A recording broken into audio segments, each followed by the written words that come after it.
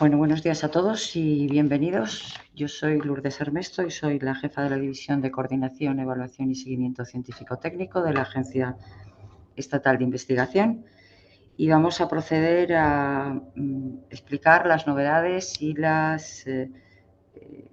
que es la propia convocatoria de ayudas a proyectos de prueba de concepto 2025, que fue publicada en el Boletín Oficial del Estado del 7 de junio de este mismo año y cuyo plazo de presentación comienza mañana. Les recuerdo que tanto la presentación como todo el webinario será grabado y estará a su disposición pues probablemente mañana o pasado en la página web de la agencia, y que también a lo largo de la presentación recogeremos en el chat todas aquellas preguntas generales que quieran hacernos. Intentaremos responderlas al finalizar la presentación, un resumen de las mismas y, como digo, siempre preguntas generales, puesto que para las preguntas más concretas, pues en la propia presentación dispondrán de una serie de correos a los que se pueden dirigir. El chat no se abrirá hasta más o menos la mitad de la presentación y a partir de ese momento será cuando empecemos a recoger las preguntas. Les presento a mi compañera Estefanía Freitas, que será la encargada de hacer la presentación. Así que por mi parte nada más y adelante, Estefanía. Hola, Gracias. gracias Lourdes. Buenos días a todos. Gracias por asistir hoy a este webinario y por el interés en esta convocatoria. Sin tardar más, voy a empezar a compartir. Ya está. Ya está, perfecto. Gracias. Bueno, las ayudas a proyectos de prueba de concepto de esta convocatoria corresponden a actuaciones que están contempladas en el Plan Estatal de Investigación Científica, Técnica y de Innovación, aprobado para el periodo 24-27 en el Acuerdo del Consejo de Ministros del 7 de mayo. Este programa tiene una estructura basada en 5 programas a su vez, por lo que las ayudas a prueba de concepto, a los proyectos prueba de concepto, se encuadran en el Programa Estatal de Transferencia y Colaboración y dentro de este programa en el subprograma para promover la transferencia de conocimiento, que va dirigido a impulsar la transferencia de conocimiento, como su propio nombre indica, hacia y entre las empresas, el sector público y la sociedad mediante actuaciones dirigidas a promover la aplicación del conocimiento científico al desarrollo de nuevas tecnologías, soluciones innovadoras que puedan ser utilizadas en el ámbito productivo de la sociedad y eliminar las barreras existentes en el ámbito académico, entre el ámbito académico y el entorno económico y social. La finalidad de las ayudas de la convocatoria de prueba de concepto 2025 es financiar proyectos que aceleren la transferencia de conocimiento y resultados generados en proyectos de investigación en progreso o recientemente finalizados, que hayan sido financiados a través de las ayudas del Plan Estatal, concretamente a través de las modalidades de proyectos de generación de conocimiento, proyectos de I+D y generación de conocimiento y proyectos de I+D retos investigación. Estos proyectos, prueba de concepto, deben mostrar un potencial claro para incorporar los resultados al mercado o para generar valor en la sociedad. Y además están dirigidos, deben impulsar las primeras etapas del desarrollo precompetitivo y facilitar su aplicación práctica, como puede ser la protección del conocimiento generado, el análisis de la viabilidad técnica, comercial o social, la obtención de prototipos tecnológicos, o incluso las primeras etapas de creación de una empresa. ¿Qué entidades pueden ser beneficiarias de las ayudas a proyectos pruebas de concepto?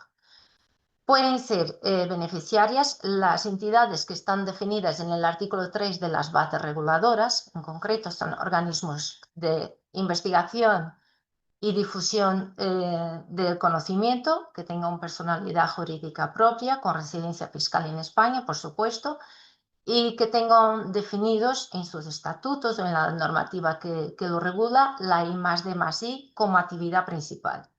Tenemos aquí un breve listado: organismos públicos de investigación, universidades públicas y sus institutos, universidades privadas con capacidad de mostrar en I+D+I, entidades e instituciones sanitarias públicas y privadas, institutos de investigación sanitaria, centros tecnológicos y centros de apoyo a la innovación tecnológica, otros centros de I+D+I públicos y privados con personalidad jurídica propia y con la I+D+I, como he dicho anteriormente, como actividad prioritaria, centros de I+D+I privados sin ánimo de lucro y con personalidad jurídica propia y también con la I+D+I como actividad prioritaria.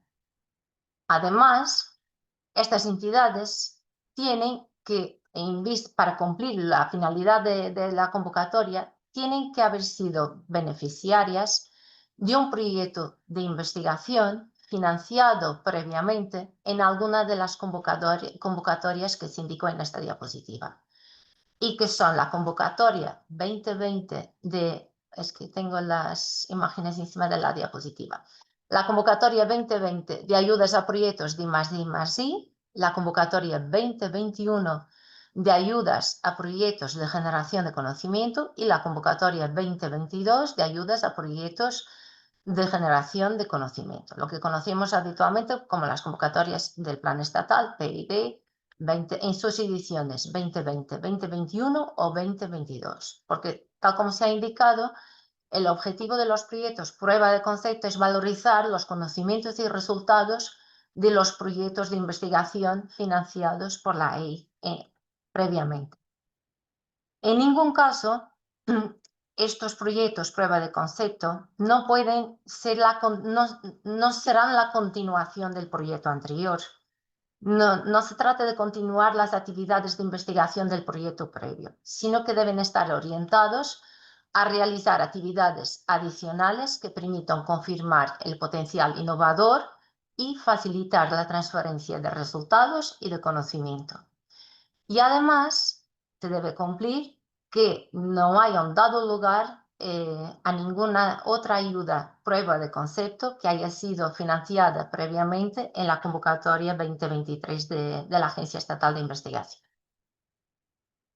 Las propuestas deben describir claramente los conocimientos o los resultados que se proponen para la prueba de concepto, indicar el problema o la necesidad a la que se pretende contribuir, el potencial innovador de los productos, bienes, aplicaciones o servicios que se derivarían de ella, así como el impacto económico o social esperado.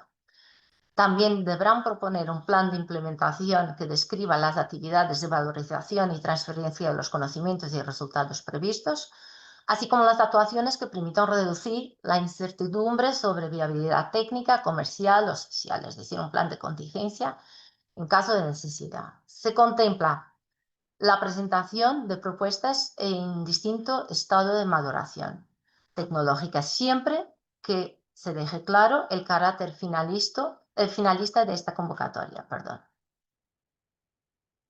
Los solicitantes deberán dejar claro cuál es el nivel medio de madurez tecnológica de partida en el que se considera que se encuentran los resultados del proyecto previo y que son los resultados que son objeto de la ayuda a prueba de concepto. También deben indicar claramente las etapas que se pretenden recorrer en la propuesta para la prueba de concepto, así como los niveles de madurez tecnológica, vulgarmente conocidos como los TRLs, previstos al final de la prueba de concepto.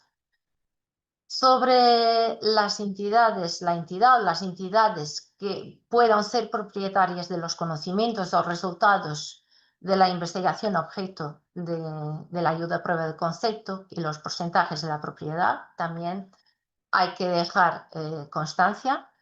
¿Y cuál es la situación actual de la protección del conocimiento o resultado de investigación objeto del proyecto? ¿Esto qué significa? Que en caso de que los resultados del proyecto financiado en alguna de las convocatorias PID 20, 21 o 22, que son los que dan lugar a la prueba de concepto, si esos resultados estuviesen protegidos hubiesen sido objeto de protección intelectual, de alguna patente, lo que sea, eso hay que dejarlo claro en la propuesta prueba de concepto. Indicar cuál es la situación y, en caso de que estén protegidos, cuál es el porcentaje de propiedad de la entidad beneficiaria sobre esos conocimientos o a quién pertenece. Si hay otras entidades implicadas, también dejarlo claro. Los resultados de investigación objeto de la prueba de concepto no podrán ser copropiedad de empresas ni haber sido licenciados o transferidos a empresas, salvo que en la prueba de concepto se llevase a cabo un desarrollo con aplicaciones distintas a las que ya estuviesen licenciadas o transferidas. ¿Qué actividades son financiables en el ámbito de un proyecto prueba de concepto? Desarrollo necesario para la conversión de los resultados de la investigación en un proceso de creación de valor con potencial innovador. Análisis de la viabilidad técnica, comercial o social de los resultados objeto de la prueba de concepto. Obtención de prototipos, demostración a escala piloto, pruebas con usuarios finales u otras actividades que permitan la validación del resultado, proceso, producto y su paso a escala real. Establecimiento de contactos con empresas y otros agentes sociales, organizaciones culturales responsables de políticas y servicios públicos u otros potenciales usuarios finales de los resultados del proyecto. Protección del conocimiento y gestión estratégica de los derechos de propiedad industrial y intelectual vinculada a la tecnología o el conocimiento objeto de la prueba de concepto. Acciones encaminadas a la transferencia y explotación de resultados, elaboración del plan de negocio y previsión de financiación para etapas posteriores. Actuaciones iniciales para la creación de una empresa, como puede ser una spin-off, empresa basada en el conocimiento u otras. Actividad de formación, mentoría o asesoría que contribuyan a desarrollar y fortalecer las capacidades de emprendimiento del equipo investigador. O otras actividades que sean necesarias para la transferencia efectiva, la aplicación o la explotación de los resultados de la investigación, siempre que estén debidamente justificadas.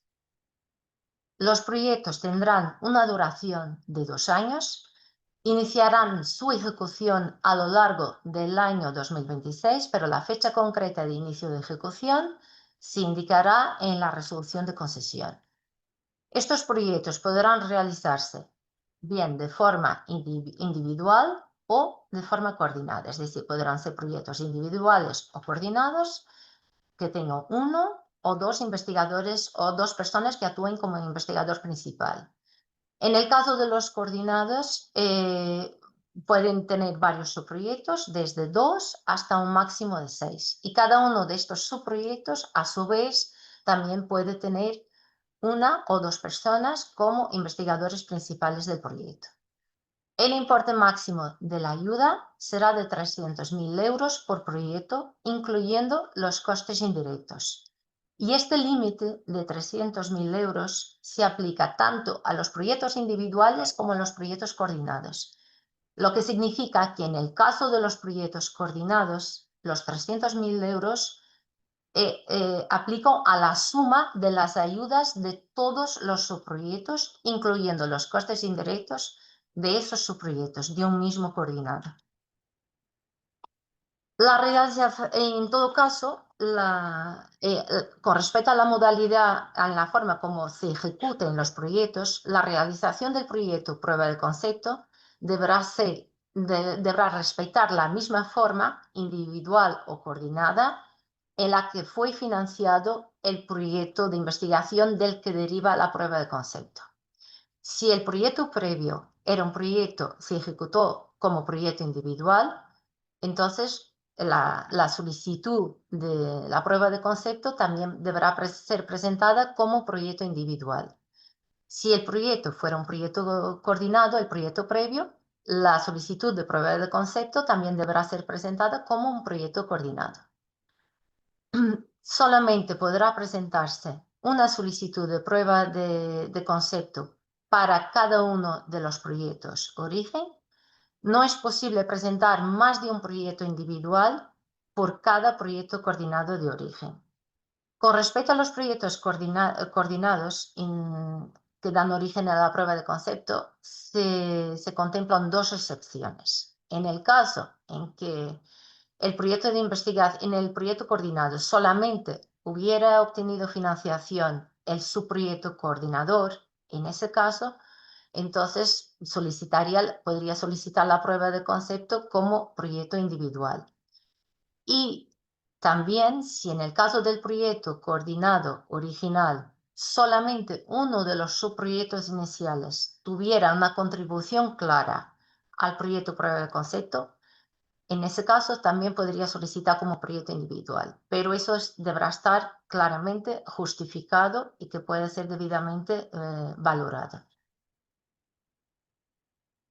Con respecto a las personas que serán investigadores principales del proyecto, solamente aquellas personas que hayan dirigido previamente proyectos de investigación que hubiesen sido financiados en alguna de las convocatorias PID 2020, PID 2021 o PID 2022 podrán ser IP, investigador principal del proyecto prueba de concepto. Los proyectos de prueba de concepto, en el caso de que el proyecto de investigación hubiera sido dirigido por 2 IPs, el proyecto prueba de concepto podrá ser dirigido solamente por uno de ellos. Podrá ser dirigido por los dos o solamente por uno de ellos. Y en el caso de que el proyecto del que deriva fuera dirigido por un único IP y en la fecha de inicio del plazo de solicitud de prueba de concepto, esta persona no pudiera dirigir el proyecto prueba de concepto por encontrarse en alguna de las siguientes situaciones: o jubilación, no estar en servicio activo o haber eventualmente fallecido, entonces el proyecto prueba de concepto podrá ser dirigido por otra persona que haya participado previamente en el equipo de investigación del proyecto del que deriva y que cumpla los demás requisitos que están establecidos en la convocatoria. Esta excepción, se me ha olvidado indicar, esta excepción aplica también a aquellas situaciones en las que el proyecto de investigación haya sido liderado por dos IPs y alguno de ellos se encuentre en esta situación. Con respecto a las personas que actúan como investigador principal de prueba de concepto, en el caso de que haya 2 IPs, vamos a llamar IPs de aquí en adelante, tendrán la misma consideración a todos los efectos, incluida la valoración de los méritos que acrediten la capacidad científica o técnica para liderar el proyecto. La diferencia entre IP1 e IP2 es que el IP1 será el interlocutor con la Agencia Estatal de Investigación. Las personas IP deberán poseer el grado de doctor y vinculación con las entidades que cumplan los requisitos de la convocatoria durante todo el periodo de ejecución del proyecto, desde el momento de la solicitud y durante todo el periodo de ejecución. Y además, si se presentan como IP en una solicitud de prueba de concepto, no podrán participar en ninguna otra solicitud de esta misma convocatoria, prueba de concepto. Con respecto a las personas que participan en el equipo de investigación, deben poseer el título de doctor o, en el caso de centros tecnológicos, titulación universitaria, licenciatura, ingeniería, arquitectura o grado, perdón, título de doctor o titulación universitaria, licenciatura, ingeniería, arquitectura o grado. También deberán cumplir el mismo requisito de vinculación que se pide para los IPs durante todo el periodo de ejecución del proyecto y en este caso podrán participar en un máximo de 2 solicitudes de proyecto prueba de concepto. Como decía, se podrá figurar como personal del equipo de investigación en un máximo de 2 solicitudes en esta convocatoria. No se podrá figurar como personal del equipo si ya se participa como IP en otra solicitud presentada también en la misma convocatoria.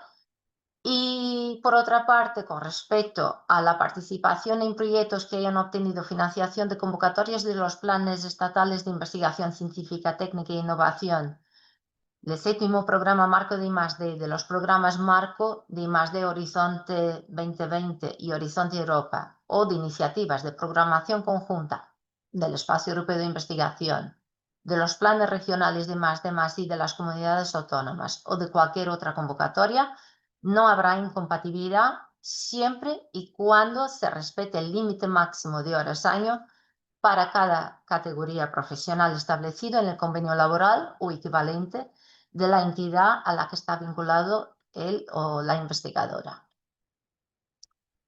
Las personas que no participen como IP o en el equipo de investigación de las solicitudes podrán figurar en el equipo de trabajo.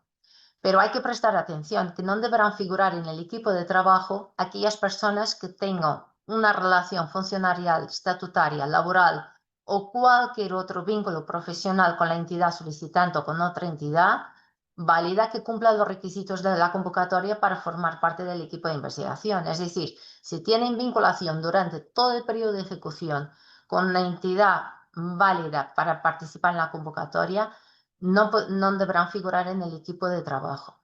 En el equipo de trabajo podrá estar el personal investigador que no cumpla los requisitos de vinculación, el personal predoctoral en formación, personal técnico de apoyo a la investigación y personal investigador perteneciente a entidades de investigación sin residencia fiscal o establecimiento permanente en España.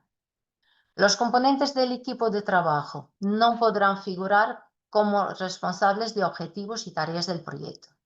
Hay que recordar que los únicos responsables de los objetivos y tareas del proyecto son los IPs y las personas del equipo de investigación.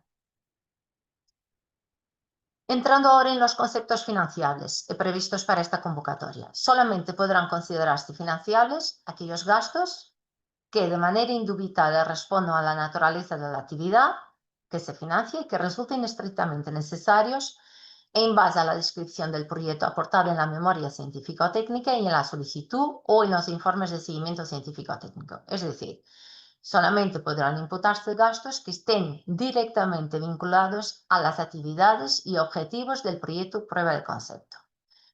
Los costes se imputan como costes directos y con respecto a los costes indirectos, se aplicará un porcentaje fijo de hasta el 21% sobre los gastos directos del proyecto. El presupuesto se presentará únicamente en la modalidad de costes marginales, independientemente de la naturaleza jurídica de la entidad beneficiaria. Y la convocatoria contempla distintos tipos de costes elegibles. Costes de personal, que podrá ser contratación de personal que esté dedicado exclusivamente al proyecto. En el caso de los organismos y entidades del sector público cuyos presupuestos consoliden con los presupuestos generales del Estado o con las comunidades autónomas, no serán susceptibles de ayuda a los gastos del personal propio financiados con cargo al capítulo 1, gastos de personal del organismo, salvo que sean gastos derivados de contratos formalizados al amparo del artículo 23 bis de la Ley de la Ciencia. Para el resto de las entidades que no se enmarquen en el supuesto antes indicado, no se financiarán los costes del personal fijo vinculado contractualmente a la entidad beneficiaria con anterioridad a la publicación de la convocatoria. Además, dentro de este gasto también es elegible el coste en el que puede incurrir por indemnización a la finalización del contrato y que corresponde en función del coste de personal imputado en el periodo de ejecución del proyecto. Se podrán imputar también gastos de viajes y estancias de todo el personal que participe en el proyecto. La duración máxima del viaje no podrá exceder los 30 días naturales en territorio nacional o 3 meses en caso de estancias en el extranjero. Se contemplan viajes de mayor duración cuando se trate de campañas de muestreo, tomas de datos o la realización de estancias de investigación en centros de I+D distintos del de procedencia del comisionado y cuyo fin sea siempre realizar actividades relacionadas con el proyecto prueba de concepto. También costes de adquisición, alquiler, reparación de activos y materiales, como puede ser el instrumental, equipamiento científico, técnico e informático, costes de adquisición de material fungible, costes de adquisición de activos y materiales, de apoyo y asesoramiento en materia de innovación, tales como consultoría de gestión, estudios y análisis de viabilidad técnica, comercial o social, asistencia tecnológica, servicios de transferencia tecnológica, costes de solicitud de derechos de propiedad industrial o intelectual. No son elegibles los gastos de ampliación, extensión o renovación de las patentes que no se hayan generado en el ámbito del proyecto y del periodo de ejecución del proyecto. Es decir, de patentes previas no, solamente las solicitudes de derecho de propiedad industrial o intelectual de los resultados generados en el proyecto prueba de concepto. Costes derivados de la formación de personal o mentoría. No se admite material de oficina, como es habitual. Costes de bancos de datos, uso y gestión de repositorios de datos y bibliotecas técnicas relacionadas con el proyecto. Costes de publicación y difusión de resultados del proyecto financiado. Costes de inscripción en seminarios, conferencias, jornadas técnicas especializadas y siempre relacionadas con actividades de innovación y transferencia de la propuesta. Recuerdo que el objetivo de estas ayudas pruebas de concepto, la gran finalidad es facilitar la transferencia del conocimiento y por eso las actividades financiables tienen que estar claramente relacionadas con ese objetivo. Por eso se indica que los costes de inscripción y asistencia a congresos científicos en sentido laxo no son financiables. Costes de utilización de servicios centrales del organismo, costes de utilización y acceso a las infraestructuras científicas y técnicas singulares, las ICTS. En el caso en que durante la ejecución del proyecto se produzca un traslado de la ayuda de la entidad beneficiaria original a una nueva entidad y sea necesario la presentación de un informe de auditor, el coste derivado del informe de auditor también es elegible con un máximo de 1.200 euros. Y finalmente, los costes de subcontratación de actividades objeto de la ayuda de hasta un 25% de la cuantía total de la ayuda, que podrá ser incrementado hasta un máximo de un 50% debidamente justificada. La financiación de las ayudas previstas en esta convocatoria prueba de concepto se hará en forma de subvención con cargo a los presupuestos generales del Estado y el presupuesto previsto para la convocatoria es de 30 millones de euros con cargo a los presupuestos, a los ejercicios presupuestarios de los años 2026 y 2027. Las solicitudes deberán presentarse a través de la aplicación de solicitud del Ministerio, cuyo enlace tiene en la diapositiva y también en la página web de la convocatoria. Y el periodo de solicitud estará abierto desde mañana, 19 de junio, hasta las 14 horas, hora peninsular, del día 10 de julio, próximo día 10 de julio. ¿Qué documentos son necesarios para la presentación de la solicitud? El formulario de solicitud debidamente complementado, la memoria científica o técnica del proyecto y el currículum vitae abreviado de la persona o de las personas de IP, en caso de que los proyectos tengan 2 IPs, en modelo normalizado. El currículum vitae, el modelo se puede complementar directamente desde la página de la agencia o también en la aplicación que está disponible para el efecto en la Fundación Española de Ciencia y Tecnología, la FECIT, y que se puede descargar. En la página web de la convocatoria existen instrucciones también para completar el formulario de solicitud. Yo recomiendo que después de este webinario se lea atentamente la convocatoria antes de realizar una solicitud. El plazo de presentación de las solicitudes es el mismo, tanto para la complementación del formulario, la presentación de la memoria y los documentos por parte del IP, y para las acciones que tengan que ser realizadas por el representante legal, por la persona que actúe como representante legal de la entidad solicitante, es decir, para la firma y el envío de la solicitud. Las entidades a las que pertenece él o la IP y las personas del equipo de investigación deberán estar registradas en el sistema de entidades, SISEN. Y además de los IPs, las personas que participan tanto en el equipo de investigación como en el equipo de trabajo deberán firmar la solicitud. Es decir, una vez cumplimentado el formulario de solicitud, que esto lo realiza la persona IP, deberá imprimirlo y luego ser firmado mediante firma electrónica o firma manuscrita por todas las personas que participan en el equipo de investigación y el equipo de trabajo, y ese documento se queda bajo custodia de la persona que actúe como representante legal y podrá ser requerido por la agencia en cualquier momento.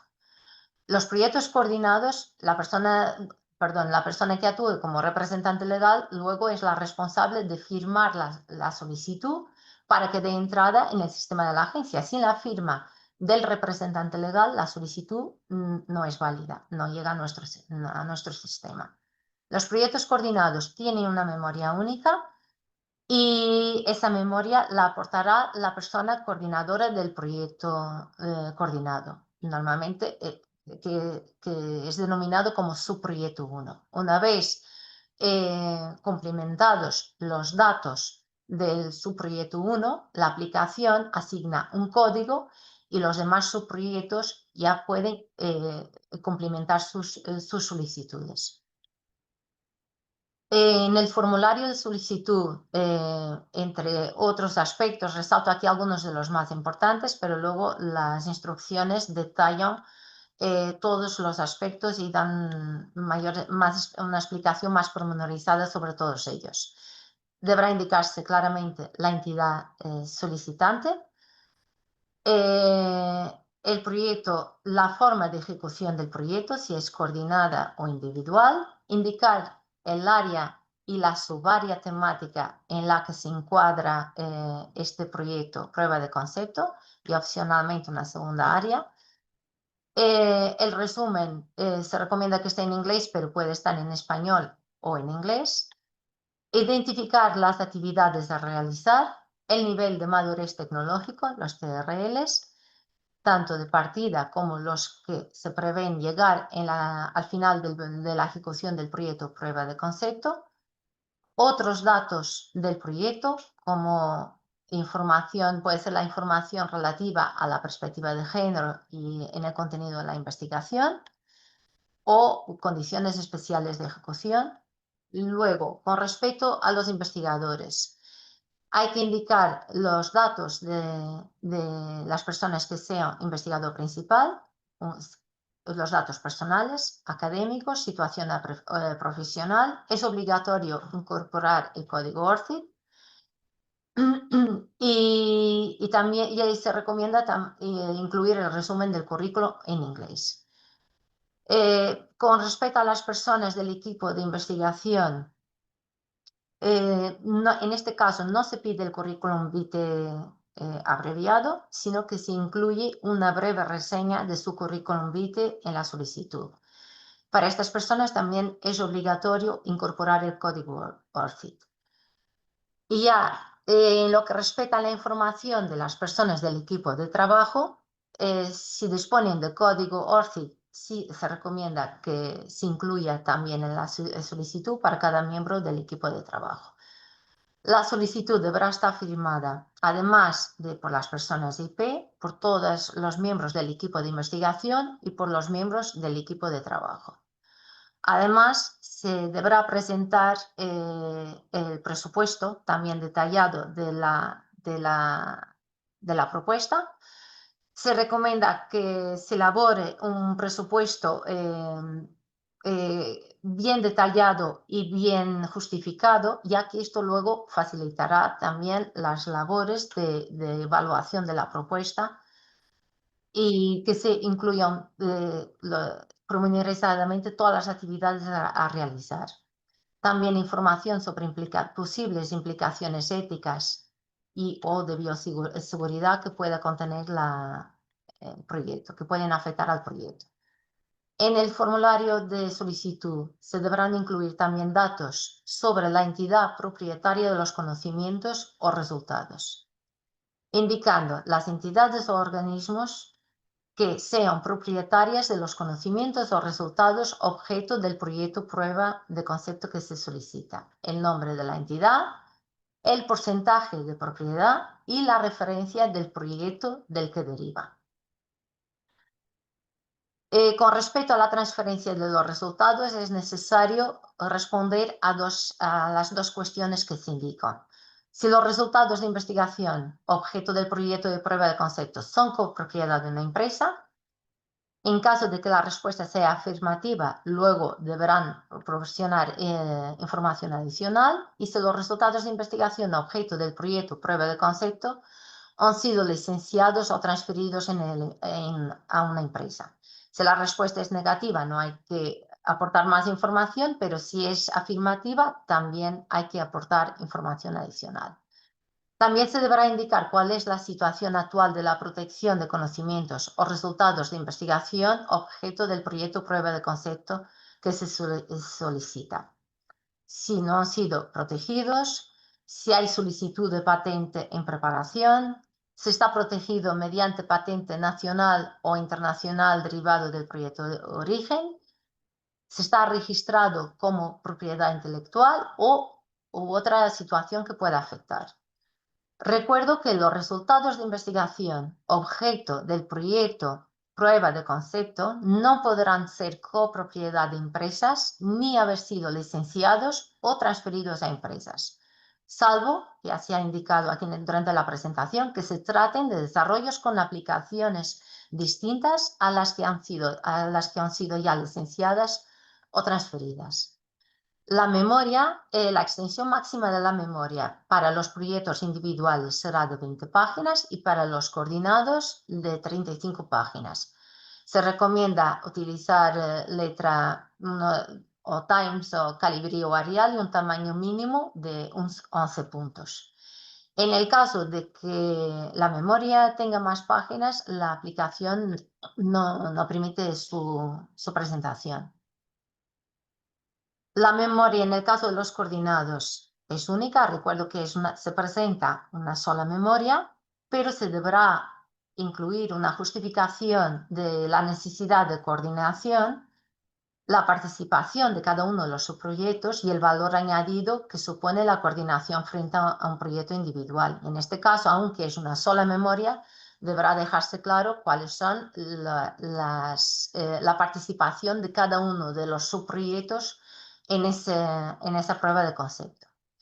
Si en el contenido de la investigación propuesta se contempla algún aspecto que requiera considerar una perspectiva de sexo o género por la temática, por la metodología, resultados o aplicaciones, deberá ser desarrollado en los apartados correspondientes de la memoria científico-técnica, indicando también la propuesta científica y el impacto socioeconómico.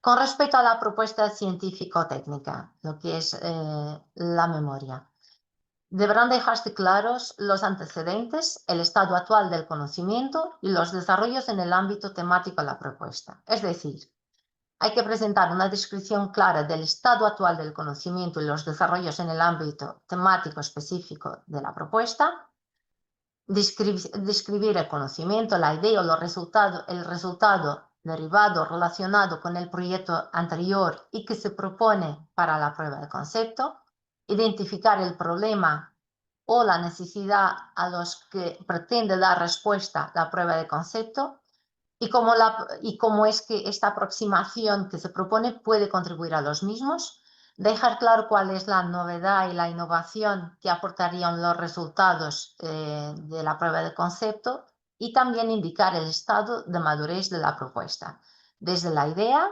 hasta su aplicación, es decir, el estado de madurez inicial y el estado de madurez final. Describir el estado actual de protección del conocimiento y los resultados objeto de la prueba de concepto, como ya se ha dicho.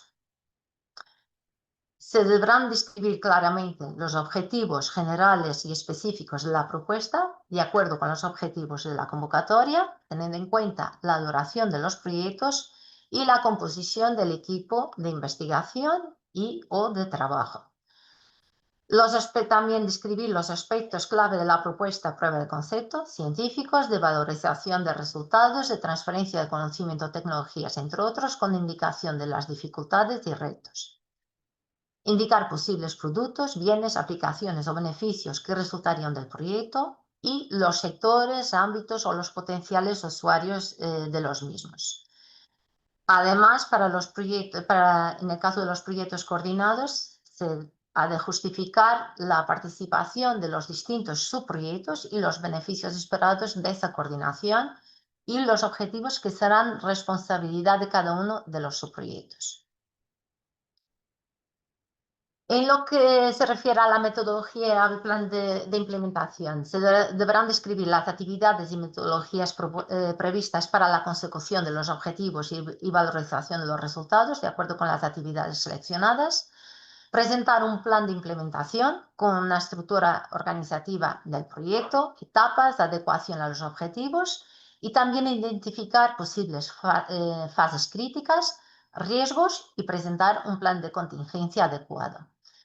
Se debe presentar un cronograma de todas las actividades, tareas e hitos previstos con indicación de la responsabilidad y la participación de cada uno de los miembros del equipo de investigador y del equipo de trabajo. Y también describir claramente los recursos disponibles para la consecución de los objetivos y viabilidad del proyecto. Si se cuenta con apoyo institucional para las actividades de protección de conocimiento y transferencia previstas, también describir el presupuesto solicitado, justificar su adecuación para la ejecución de los objetivos y viabilidad del proyecto e identificar en su caso las actividades que se prevé realizar mediante subcontratación, justificando por qué razón es necesaria esa subcontratación. También se deberá presentar un plan de formación, mentoría o asesoría para fortalecer las capacidades de emprendimiento del equipo investigador.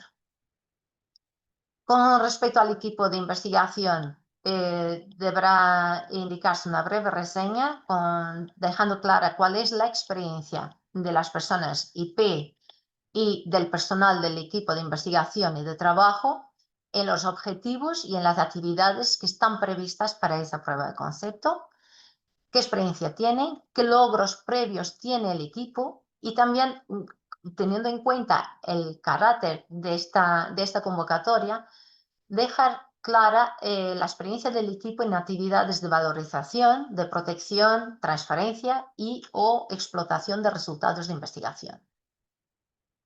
Finalmente, con respecto al impacto científico, a los impactos científico, técnico y social, describir el impacto esperado en las aplicaciones derivadas del proyecto para lograr avances en el desarrollo tecnológico, indicar el impacto esperado de los planes y estrategias de protección de propiedad industrial e intelectual, valorización y transferencia de resultados, el grado de madurez tecnológica del proyecto y el tiempo previsible para su transferencia, explotación o llegada al mercado.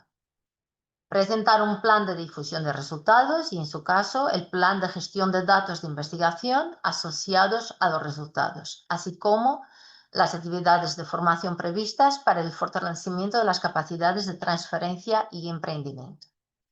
Describir el impacto esperado de las actividades propuestas para establecer colaboraciones con la industria u otros usuarios finales. Y también cuál es el interés potencial de estos usuarios en el desarrollo del proyecto y en la explotación de los resultados. Y sobre el impacto social y económico, se deberá describir el impacto y beneficios que puedan derivarse de los resultados de la propuesta y de sus aplicaciones en términos de generar valor tangible e intangible para la economía, la sociedad, la cultura o las políticas públicas, incluida la creación de empleo. Presentar una descripción de la cercanía del proyecto al mercado o a los usuarios finales y planes de difusión y divulgación de los resultados a la sociedad, incluyendo aspectos de acceso abierto. En los casos que así lo requieran, se deberá indicar los beneficios de la inclusión de la dimensión de género en el contenido de la investigación propuesta o el impacto asociado al ámbito de la discapacidad y otras áreas de inclusión social o cualquier otro aspecto que permita valorar el beneficio de las actividades propuestas para la sociedad. El currículum vitae abreviado únicamente se presentará para las personas que sean IP del proyecto como un documento adjunto a la solicitud. En la solicitud se incorporará además un resumen del currículum vitae de los investigadores que forman parte del equipo de investigación. El currículum vitae podrá tener una extensión máxima de 4 páginas, no puede pasar las 4 páginas. Y deberán indicarse datos personales, es obligatorio para los IPs indicar el código ORCID. También indicar en el apartado situación profesional anterior tiene la posibilidad de recoger posibles interrupciones en la carrera investigadora de acuerdo con lo previsto en el artículo 14.2b de la convocatoria, indicando la duración de esos periodos de ejecución. Se recomienda hacer especial mención a los méritos relativos a la experiencia en actividades de valorización y transferencia de conocimiento y resultados de investigación o en la explotación de los mismos. Indicar sus aportaciones científicas, explicando la relevancia y la contribución a la generación del conocimiento, generación de ideas, de hipótesis y resultados. Indicar las aportaciones a la sociedad como actividades de desarrollo tecnológico y de innovación, actividades de divulgación, colaboración con la industria, el sector privado, entidades, instituciones públicas y otros usuarios finales de investigación. Aportación también a la formación de jóvenes investigadores, como ha contribuido al desarrollo de la carrera de estas personas, a la constitución de equipos de investigación o eventualmente a la creación de empresas, actividades editoriales, evaluación de investigadores, proyectos u otras actividades de investigación o cualquier otra aportación que se considere relevante para ayudar a entender mejor la propuesta prueba de concepto. Se aportará un listado de las se presentará un listado de las aportaciones más relevantes referentes a los últimos 10 años. Pueden ser publicaciones, revistas de calidad contrastada, congresos, proyectos o líneas de investigación en los que haya participado, indicando su contribución. En el caso de investigadores jóvenes, indicar las líneas de investigación en las que hayan sido responsables y también la participación en actividades de transferencia de tecnología, conocimiento y explotación de resultados. En este caso, se deberán incluir patentes u otras actividades de propiedad industrial o intelectual, como pueden ser contratos, licencias, acuerdos en los que haya colaborado. En las propuestas, según está indicado en la convocatoria, se evaluarán 4 criterios. El primero, calidad, viabilidad y potencial de transferencia de la propuesta, con un peso de hasta un 40% sobre la nota final de la propuesta. Se evaluará la capacidad del equipo de investigación, el impacto esperado y también la adecuación del presupuesto solicitado para el proyecto que se pretende llevar a cabo. En el caso del criterio calidad y viabilidad, además es obligatorio que supere el umbral mínimo establecido de 30 puntos para esta convocatoria.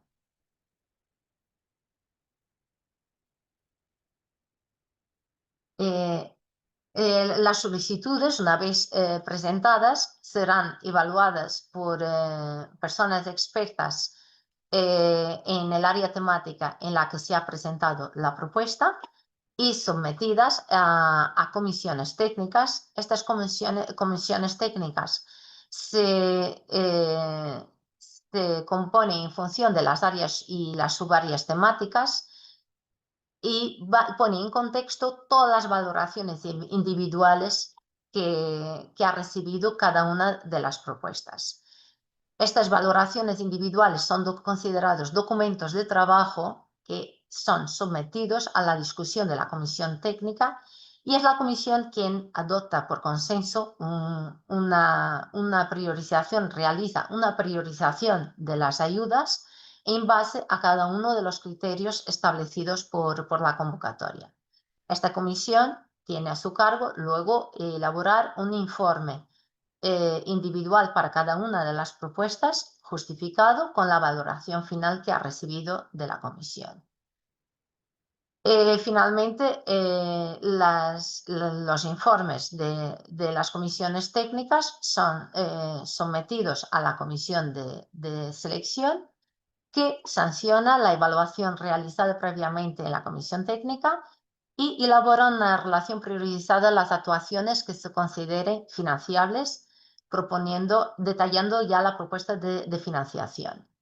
Y finalmente, elabora una relación de las propuestas también que se consideran no financiables. Una vez publicada la resolución de concesión de las propuestas y durante la ejecución de los proyectos, se contempla la presentación de solicitudes de modificación de la resolución de concesión, siempre que el cambio no afecte a los objetivos de la ayuda o a aquellos aspectos que fueron determinantes para su concesión. También deberá obedecer a que responda a causas sobrevenidas que no podrían haber sido previstas en el momento de la solicitud del proyecto, y en caso de solicitar alguna modificación deberá ser presentada siempre con antelación mínima de 2 meses antes de la finalización del periodo de ejecución de la ayuda. Con los cambios previstos en la convocatoria para la resolución de concesión pueden ser cambios en la entidad beneficiaria, ampliaciones del periodo de ejecución de los proyectos, cambios de la persona o de las personas IP siempre que la nueva persona propuesta cumpla los requisitos de la convocatoria y posea la suficiente capacidad científica o técnica y de transferencia para ser IP del proyecto prueba de concepto, modificaciones de vinculación de los IPs y finalmente no es posible realizar trasvases entre los conceptos de costes directos e indirectos. Hay otras modificaciones que no suponen modificación de la resolución de concesión, pero que requiere autorización por parte de la agencia, como pueden ser el incremento del porcentaje máximo de subcontratación. La convocatoria establece un máximo de un 25% y excepcionalmente hasta un 50%, debidamente justificado. Modificaciones en el equipo de investigación, altas, bajas, raramente se autorizan bajas en el equipo de investigación, y los cambios en el personal investigador que participa en el equipo de trabajo. Estos no requieren autorización, pero sí deberán ser adecuadamente reflejados en el informe científico-técnico final. Con respecto a la justificación científico-técnica, se presentará un informe científico-técnico al final del periodo de ejecución de la ayuda. Se dispondrá de un plazo de 3 meses que se cuentan a partir del momento en que se cumple el final del periodo de ejecución. La no presentación o la valoración científico-técnica negativa del informe de seguimiento podrá suponer, es el seguimiento final. Esto aquí está mal, es una errata. La no presentación o la valoración científico-técnica negativa del informe final podrá suponer el reintegro total o parcial de la ayuda. Estas ayudas tienen solamente un informe científico-técnico final, no hay informe intermedio. Se corregirá en la presentación antes de su publicación. El seguimiento, la justificación económica se realizará mediante la modalidad de cuenta justificativa simplificada. La memoria económica justificativa de los proyectos de investigación se presentará entre el 1 de enero y el 31 de marzo del año inmediato posterior al de finalización del periodo de ejecución. El importe concedido va a coincidir con el plan de pagos por anualidades establecidos en la resolución de concesión. Y las inversiones y los gastos de cada uno de los proyectos podrán realizarse a lo largo de todo el periodo de ejecución sin que tengan que coincidir necesariamente con el plan de pagos. Las entidades beneficiarias deberán custodiar toda la documentación acreditativa y tenerla siempre a disposición, pues si fuesen requeridas por parte de la agencia para su comprobación y hasta el final del periodo de verificación y control de todas las ayudas. Para cualquier duda podrán escribir a cualquiera de las direcciones que se indican en esta diapositiva.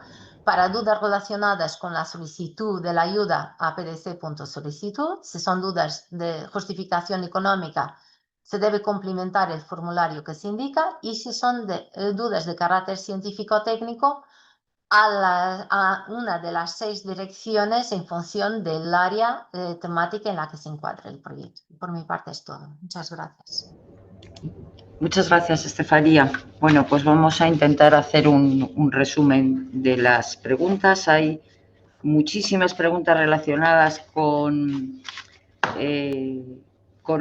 la persona que puede figurar como IP de esta convocatoria, si inicialmente había 2 IPs, cuándo puede ser uno, o si había uno, cuándo pueden ser 2. Quizás sería conveniente que lo aclararas otra vez, a ver si... Las personas para ser IP de un proyecto prueba de concepto, en primer lugar, tienen que haber sido IPs de alguno de los proyectos financiados en las convocatorias PID 2020, 21 o PID 2022. Y en caso de que el proyecto hubiera sido presentado con IP, el proyecto prueba de concepto también solamente podrá tener un IP. Nunca podrá tener 2 IPs si previamente ha tenido un IP. Ahora, si previamente ha tenido 2 IPs, podrá ser presentado bien con los 2 IPs que lideraron el proyecto del que deriva la prueba de concepto, o solamente con uno de ellos. Y además, lo que se contempla es, y en el proyecto origen, fuera con 1 o con 2, da igual. Si el IP se ha jubilado, ha fallecido o no está, o está en una situación de incapacidad permanente, en ese caso, solamente en estos casos, podrían proponer una persona que hubiera estado en el equipo de investigación del proyecto previo, pero solamente en esos casos. Bueno, yo ¿Vale? creo que ha quedado claro y se ha contestado por lo menos a la mitad de las preguntas que aparecen en el chat. Igual no he sido suficientemente clara en la presentación. No, a ver, entiendo que esto, vamos, que es algo como bastante común. Sí que, bueno, hay algunas preguntas también relacionadas con esto. Por ejemplo, si se presenta, o sea, el proyecto de origen estaba con 2 IPs y el de ahora también se presenta con 2 IPs, si hay posibilidad de permutar ambos IPs, o sea, que el que era IP1 pase a IP2, que entiendo que Porque eso ya no hay, se ha dicho. De no los hay 2 problema IPs porque para tiene. nosotros es lo mismo. Efectivamente, se evaluó en base a los mismos méritos. La única diferencia entre el IP1 y el IP2, o la persona IP1 y la persona IP2, es que el 1 es el interlocutor con la agencia. Eso Pero es. que haya sido 1 o 2 previamente y ahora se inviertan, no es importante. Eso es. Sí que es verdad que hay algunas preguntas también todas relacionadas con esto. Por ejemplo, en el caso de que, bueno, pues de que el IP del proyecto o la IP del proyecto de origen ya no tenga vinculación con la entidad beneficiaria que va a pedir ahora el de prueba de concepto.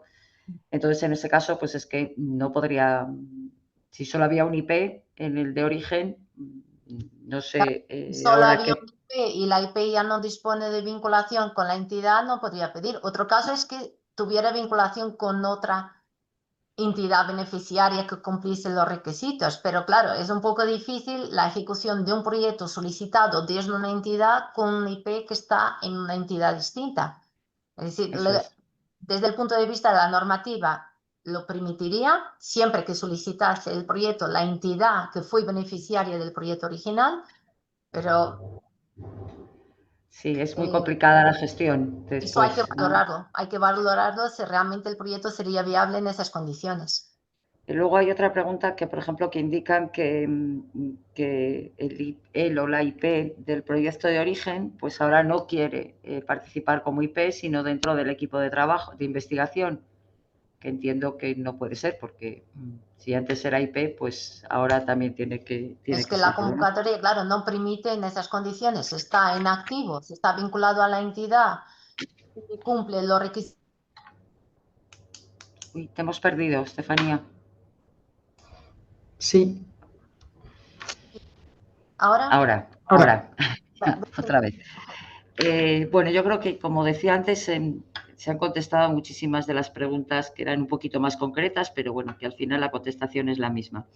Luego hay otro grupo de preguntas también muy relacionadas con el tema de los proyectos coordinados, coordinados el origen y que ahora son individuales o qué características tienen que cumplir. Y yo creo que, bueno, pues A te lo ver, dejo para que lo quizás vuelvas a explicar. sí, no he incidido tanto, pero es cierto que si el proyecto se presentó inicialmente como proyecto coordinado, deberá presentarse como proyecto coordinado. La modalidad debe ser la misma del proyecto origen. Si era un proyecto individual, deberá presentarse siempre como individual. Nunca podrá ser coordinado.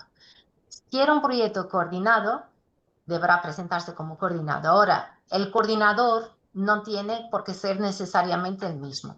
Puede ocurrir que el que antes, imaginemos un proyecto con dos subproyectos, el que era el subproyecto 2 podrá asumir ahora el papel de coordinador en el proyecto prueba de concepto. Y lo que sí puede ocurrir es que si inicialmente se presentó como coordinado, que son las excepciones que se comentaron durante la presentación, si se presentó como proyecto coordinado, pero solamente el coordinador obtuvo financiación en la convocatoria de proyectos de investigación, entonces en ese caso ahora se presentaría como proyecto individual.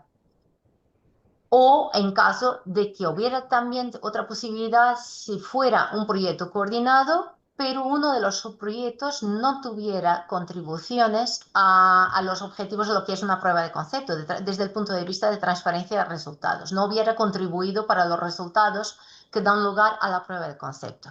En ese caso, también solamente en ese caso y justificando detalladamente la propuesta, podría ser presentado como individual.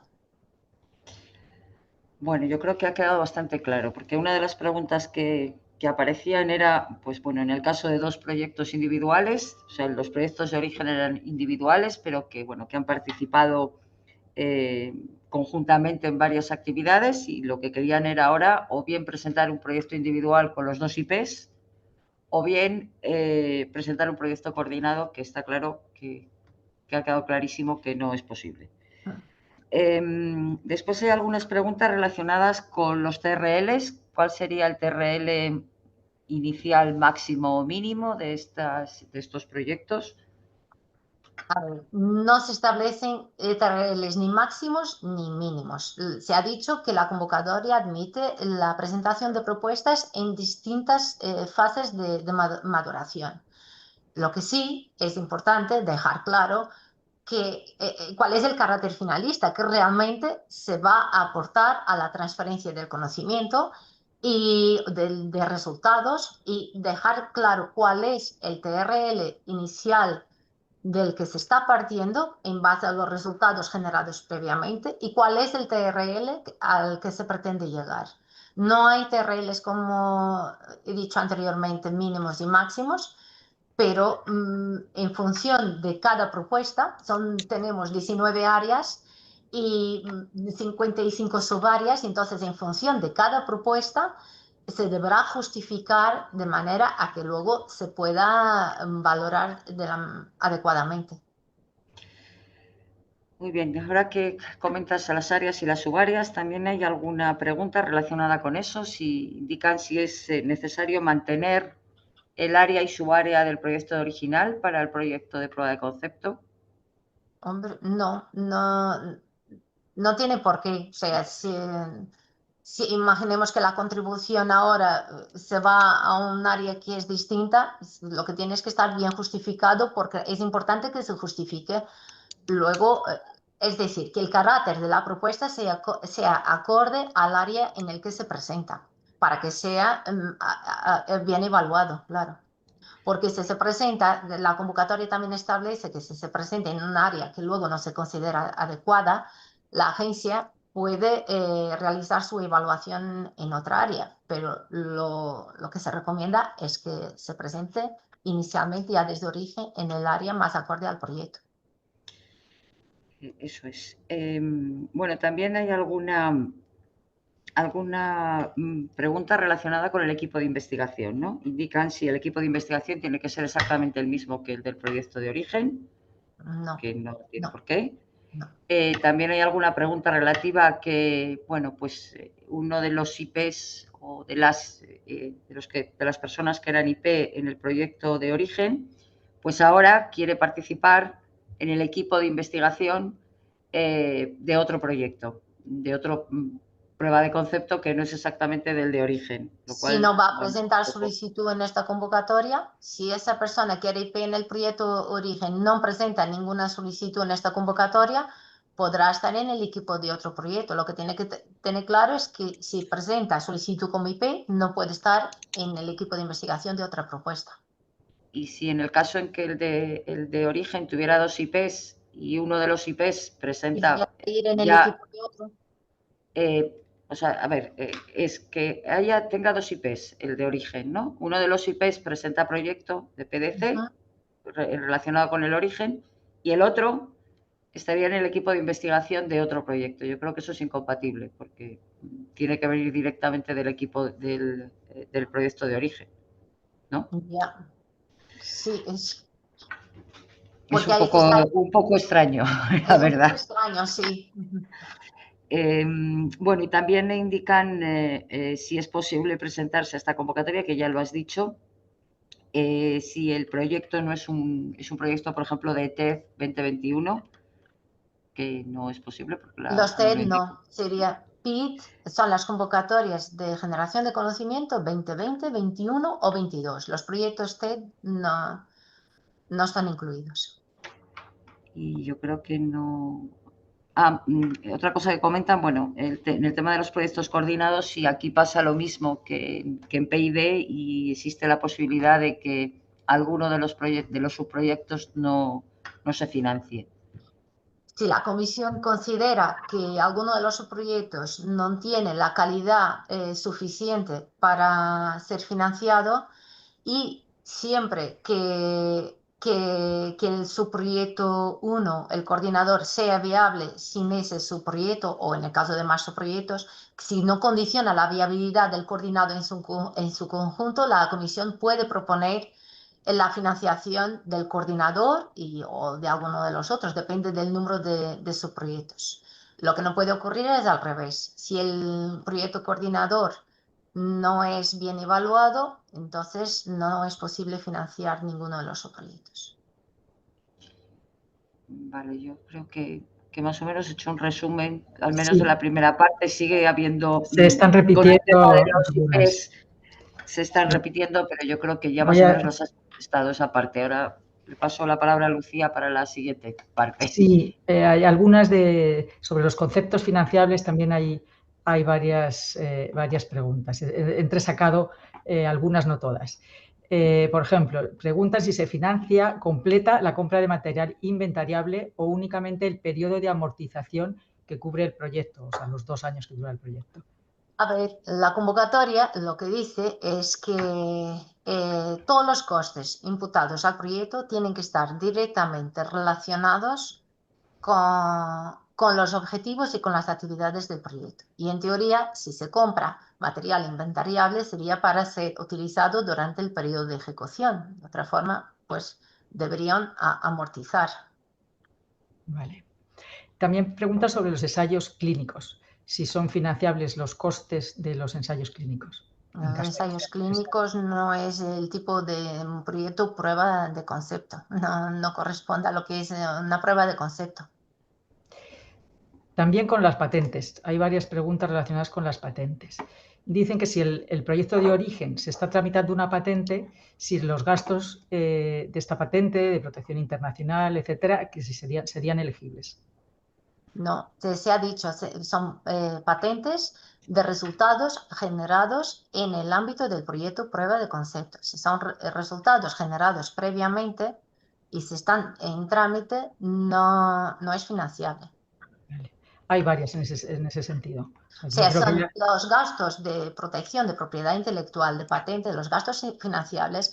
Algo que hay que tener claro es que todos los gastos elegibles son gastos cuya vinculación puede ser verificada, que esté directamente relacionados con el proyecto prueba de concepto, que hayan sido generados durante la ejecución del proyecto prueba de concepto. Claro, aquí hay un caso que dice que los costes de la extensión y anualidades de una patente que fue generada en el proyecto. Las ampliaciones de patentes tampoco, no. Vale. También sobre la subcontratación. Hablan sobre el máximo de subcontratación de actividades, que es el 25%. Y pregunta si esto incluye consultorías o estudios de mercado y otras cosas. Lo que tienen que tener claro es, cuando se habla de subcontratación, son actividades que en sí mismas son hitos del proyecto. ¿De acuerdo?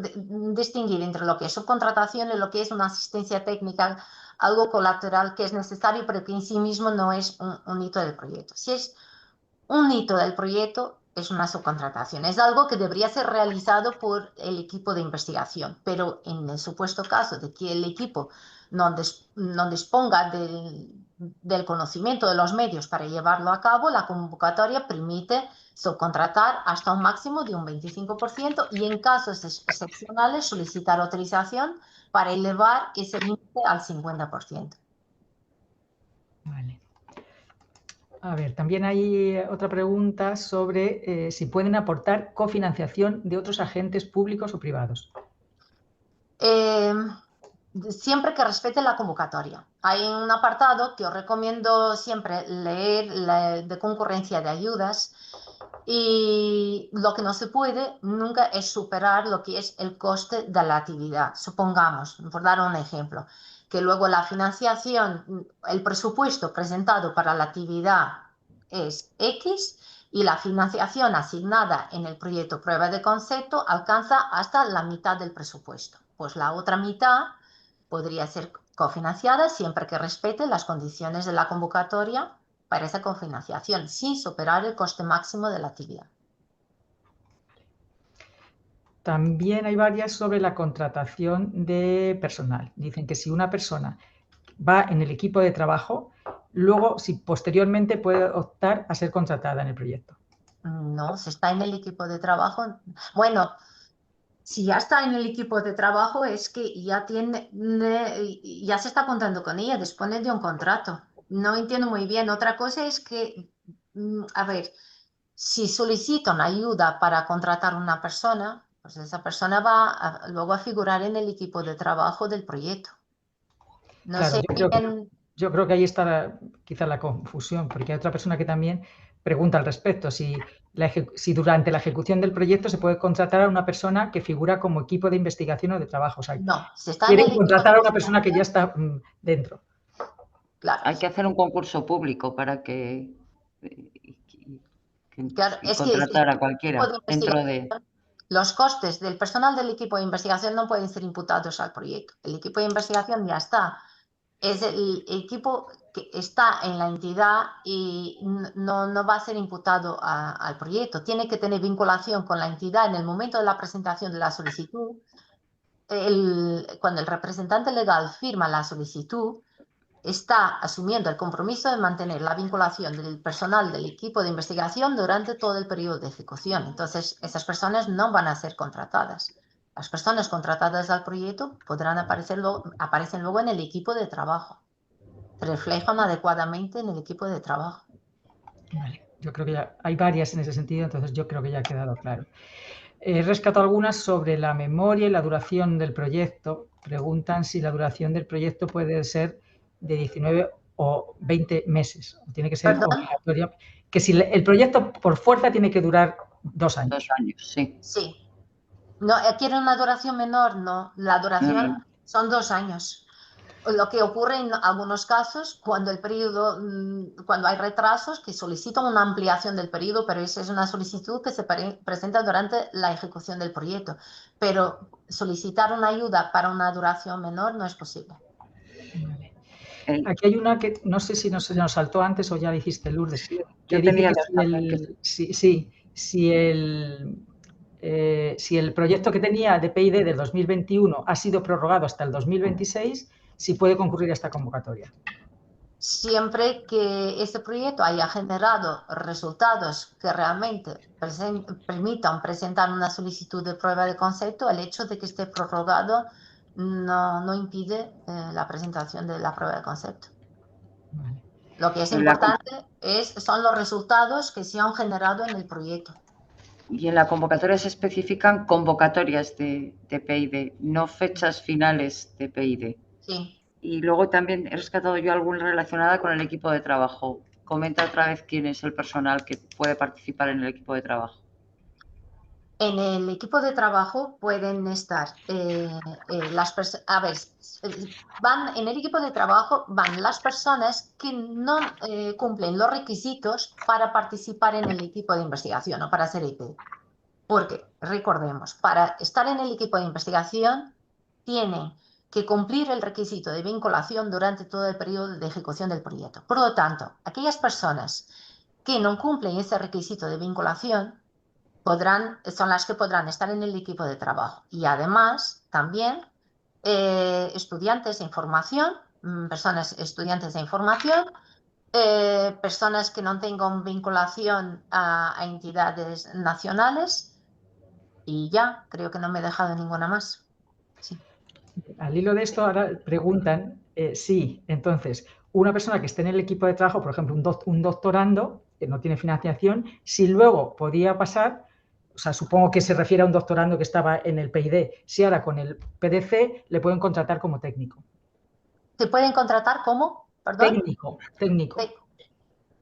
Será para estar en el equipo de trabajo, me imagino. Si antes era doctorando. Sí, supongo. Pero en cualquier caso, a ver, cualquier tipo de contrato, tanto de estas ayudas como de cualquiera de otras ayudas de la agencia, tiene que ser por convocatoria pública. Entonces, no se puede decir voy a contratar a esta persona con cargo a este proyecto. Lo que tienen que indicar es el perfil Exacto, de la persona que pretenden contratar. Pero no el nombre de la persona, porque puede que sea ella o podemos imaginar que sea otra persona la que finalmente obtenga ese contrato. Claro. Bueno, yo creo que ya se están repitiendo y hay algunas muy, muy concretas que yo les indicaría que lo mejor es que las envíen directamente a los correos que aparecen en la última diapositiva. Sí, están preguntando ahora si los proyectos PID 2022 que terminó en 27, me imagino que es que si no se presentan ahora podrán beneficiarse de otras ayudas. De momento no disponemos de planificación de convocatorias para los próximos años. No podemos precisar cuándo se va a convocar nuevamente. En este caso, por ejemplo, esta admite la participación de 20, 21 y 22. Y previamente la convocatoria PDC 2023 admitía 20. Proyectos 20 y 21. No estaban los 20, pero no sabemos lo que ocurrirá en el futuro. No sabemos. Bueno, en cualquier caso, a priori esta convocatoria, como ya saben, ya el año pasado se decidió que no se convocaría durante todos los años, sino un año sí y otro no. Pero vamos, en este momento no podemos decir si va a haber una convocatoria en el 26, no podemos asegurar nada. Si quieres, Estefanía, pon la última diapositiva con los correos electrónicos, porque están preguntando otra vez qué correos electrónicos. Y recordar ahora que esto va a estar colgado mañana íntegro en la web. A ver. Aquí están las direcciones para cualquier consulta que sea necesaria presentar. Y de todos modos se colgará la presentación. Y en la propia página web de la agencia, dentro de la convocatoria, al menos el correo de las preguntas de solicitud también está incorporado. O sea, que también lo puede... La dirección de la convocatoria estaba en la primera diapositiva también, sí. A ver. Sí, bueno, está en esta también. Sí. Y aquí. Bueno, pues yo creo que con esto lo damos por finalizado. Muchísimas gracias a todos por participar. Muchísimas gracias, Estefanía, por la presentación. Vosotras. Y bueno, espero que se hayan resuelto algunas dudas y que bueno, cualquier cosa, pues ya saben, en estos correos estamos a su disposición y les deseo a todos muchísima suerte. Gracias.